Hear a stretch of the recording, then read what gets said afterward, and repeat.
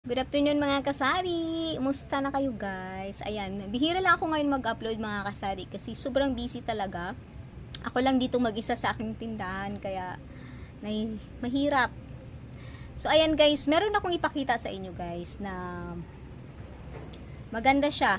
Murang-mura, maganda siya gawing stante. Ayan, pakita ko. So ito guys, oh yan. Alam nyo ba kung ano to mga kasari? Ito yung lagayan ng mga prutas. O di ba? Mag-ano na ngayon, December na, maraming nagtitinda ng prutas. So binili ko lang to guys sa halagang 10 pesos. Tingnan nyo oh, mapakinabangan pala siya. Ang ganda niya guys oh. So tatlo pa lang tong nabili ko. Bali pag pumunta naman ako sa palengke, bibili naman ako ulit nito. Damihan ko na siya guys kasi maganda siya lagyan ng mga ibang paninda like mga napkin, tissue, ayan. So diyan ko muna nilagay pansamantala yung aking mga dilata. Di ba maganda siya guys oh.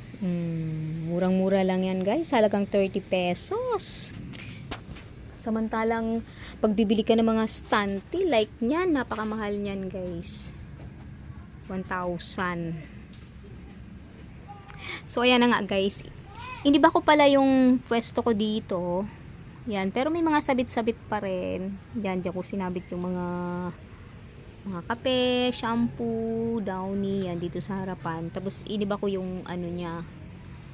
Yan, yung kanyang arrangement. Yan, nagustuhan din naman ng mga customer ko. Nandiyan yung style, nandiyan, oh ayan, pero magulo pa rin. Yan, yung dito sa kabila. So ayan naman guys, oh. Marami ng bakante. Yan dito yan sa kabila ko. O di ba malinis siya tingnan mga kasari kasi nakastante kasi siya. Ayan, kaya hindi masyadong makalat. Kumakalat lang tong tindahan ko mga kasari pag dumating yung aking mga stocks. Yan, so yan lang guys.